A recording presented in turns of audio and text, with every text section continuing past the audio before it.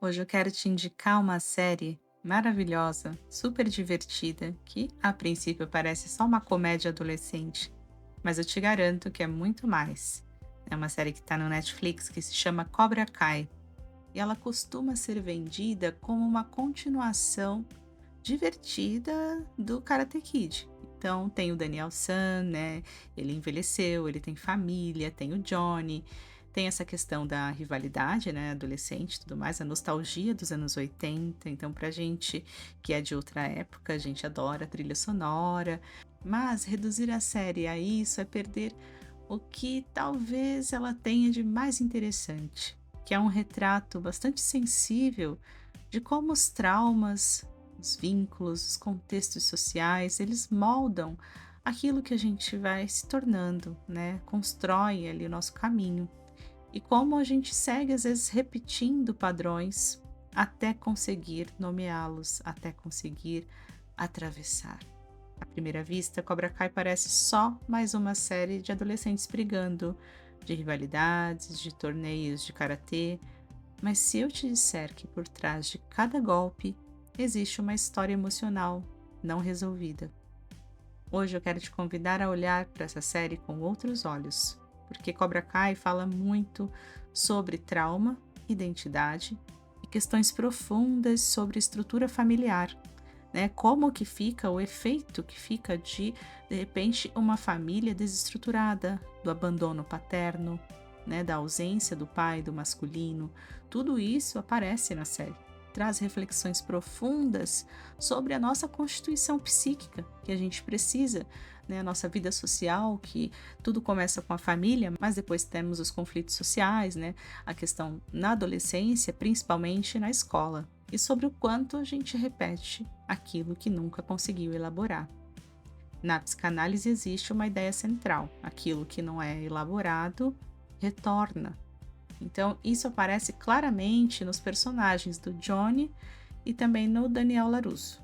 O Johnny, ele é praticamente um retrato vivo de alguém fixado, né, preso no passado. Ele não superou as perdas, a sua sensação de fracasso, das humilhações que ele sofreu com o sensei, né, o Chris. E o que ele faz? Ele decide recriar o Cobra Kai quase como uma tentativa inconsciente de reescrever a própria história, né, para dar um outro significado. Sem perceber, a série vai trazer isso, né, um outro significado para o que é Cobra Kai, né, o que significa fazer parte daquele dojo. E já o Daniel San, ele parece um cara bem resolvido, né, um símbolo de sucesso, né, um empresário. Ele tem uma concessionária, tem funcionários e tudo mais, parece que a vida dele é perfeita, só que isso é só a superfície. Ele também vive preso a um ideal, né, do legado do Senhor Miyagi. É como se fosse aquele ideal de eu, aquela questão que ele nunca vai alcançar, e como se qualquer afastamento desse modelo ameaçasse a sua própria identidade. Ou seja, os dois eles estão vivendo o presente, mas ligados ao passado, né? Reagindo ao passado. Outro ponto importante é que os adolescentes da série, eles não estão apenas, né, descobrindo quem são, mas eles muitas vezes estão carregando as projeções dos adultos, né, dos pais, dos professores. Na psicanálise, nós chamamos isso de transmissão psíquica, quando os conflitos não resolvidos de uma geração passam para a seguinte.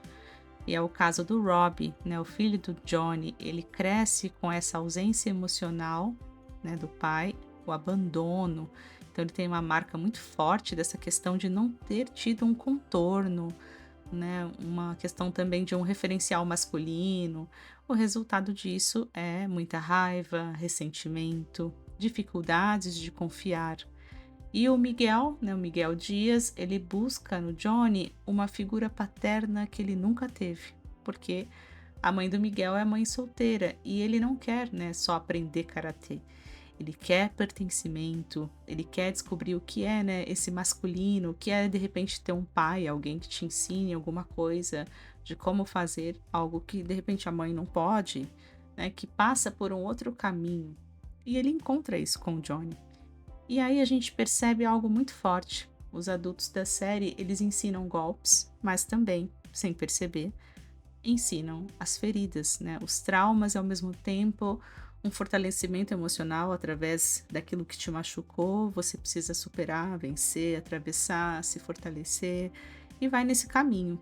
Cobra Kai também traz uma camada social muito interessante essa reflexão, porque não é todo mundo que tem o mesmo ponto de partida, as mesmas chances. Então, o Daniel, ele representa a ascensão, estabilidade, sucesso financeiro, e já o Johnny é o oposto, né? O Johnny é como se fosse um símbolo de um fracasso. Ele vive à margem, né? Ele está lidando com frustração econômica, com falta de perspectiva. Ele pensa assim que ele não tem futuro, né? O começo da história do Johnny é assim, como se ele fosse um fracassado, um derrotado, não tem futuro, mas ele vai construir isso, né? No decorrer da série, isso vai se transformar.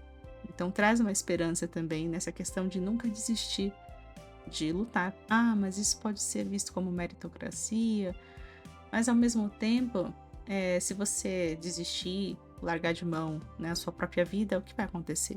Então o Johnny ele mostra isso, uns altos e baixos, claro, que nada é assim sempre 100%, tudo perfeito, mas ele não desiste dele mesmo, né? Ele segue num caminho. É o meu personagem favorito, porque pra mim a série é praticamente isso, a história da vida do Johnny. O amadurecimento, o fortalecimento, a construção, a transformação da vida dele. E essa questão, né, da parte financeira não é só a parte do conforto, né, a parte sensorial, pagar conta, isso, aquilo. Também molda a subjetividade, né, não tem jeito. Essas são questões que marcam, né, a nossa vida psíquica. E o Johnny, ele carrega um sentimento constante de inadequação, né? Às vezes ele se sente inferior, às vezes ele sente que ele não, né, não parece que ele tá sempre, eu não sei se é assim, arrumado, certinho, não, eu sou assim, né, jogado. E já o Daniel, por outro lado, ele sustenta uma identidade baseada mais em controle, reconhecimento. E os jovens, eles repetem isso, né? Miguel busca crescer, ascender, né, ser como esse modelo também que tem do Daniel, enquanto o Robbie ele luta com a sensação de não pertencer a lugar nenhum, porque o Robbie ele é um pouco mais selvagem, digamos assim, um pouco mais do mundo, um pouco mais espontâneo também. Acho até que por um lado é até saudável porque ele se expressa, né? Ele consegue se colocar. Claro que ele vai melhorando, evoluindo, amadurecendo, mas sem se descolar de si. Então a série mostra que identidade não é só quem você é, mas também de onde você veio, né, o seu ponto de partida, quais oportunidades você teve e como é importante essa questão da estrutura familiar. Quem não teve estrutura familiar, é claro que vai ser muito mais difícil, né, que a vida vai ser diferente, os problemas serão diferentes. Tem um momento que passa ali, né, a história da Tori, por exemplo, e que ela não tem, né, os pais, e ela tem que dar conta de criar a irmã, também cuidar da irmã sozinha, porque a mãe está vencendo uma questão de alcoolismo e não tem o pai presente. Inclusive o Chris, que é um dos senseis, né, ele simboliza até esse papel de proteção, de porto seguro. Ele traz isso para ela também, uma certa confiança até certo ponto. E se tem algo que atravessa quase todos os personagens, é a questão familiar, né? Essa questão das famílias ausentes, relações frágeis, figuras parentais inconscientes. Na psicanálise, a função dos pais não é só cuidar, né? Oferecer um contorno, um limite, um contorno emocional, um senso de segurança, um fortalecimento egóico. E quando isso falha, o sujeito muitas vezes tenta compensar em outros lugares. E isso na série aparece nos dojos, né? Porque realmente muita gente que frequenta academia de karatê, jiu-jitsu, enfim, seja o que for, tem essa noção, às vezes, de família, de estar convivendo ali em grupo, né, e muito tempo junto. Então o dojo vira mais do que um espaço de treino, ele vira uma família, uma identidade, um lugar de reconhecimento. Mas isso também tem um risco. Quando o pertencimento depende de regras rígidas ou de rivalidade constante, o sujeito pode se perder tentando se encaixar, né, construindo um falso self. Talvez o ponto mais bonito de Cobra Kai seja mostrar que, mesmo presos em padrões, os personagens eles não estão condenados a repeti-los para sempre, né? Existe uma transformação, existe ali uma travessia. Na psicanálise, a repetição pode virar uma elaboração quando a pessoa para, né, de repetir e toma consciência do que está fazendo, quando se percebe. E isso aparece em vários momentos da série, quando o Johnny tenta ser um pai melhor, quando o Daniel questiona as suas próprias certezas. E não é uma mudança perfeita, né? Não é uma coisa linear, mas é possível, né? Você vê que acontece. Talvez essa seja a mensagem mais bonita da série, mais humana. A gente não escolhe o que viveu, mas a gente pode aos poucos escolher o que faz com isso. O que eu faço daquilo que fizeram comigo? Qual é a minha responsabilidade diante das minhas questões, dos meus problemas? Como vou atravessar isso? Então, talvez Cobra Kai não seja só sobre karatê. É sobre o quanto a gente luta, às vezes sem perceber, contra versões antigas de nós mesmos. Também é sobre essa questão de pais e filhos, sobre dor, pertencimento, sobre repetição, até a gente conseguir transformar algo. E muitas vezes, né, a questão da autoestima aparece também, inclusive do Johnny, porque ele se achava um fracassado, uma pessoa sem futuro, um Zé Ninguém, que nada vai acontecer, uma pessoa sozinha, né? Ele começa a série assim, né? Uma solidão muito grande, bebida, e ele transforma tudo isso, o caminho dele muda, então é muito bonito de assistir. Então super recomendo, porque no fim fica aquela pergunta, né? Quais histórias você ainda está tentando resolver sem perceber? O que precisa de um ponto final? Porque acontece isso também de pontos finais na série.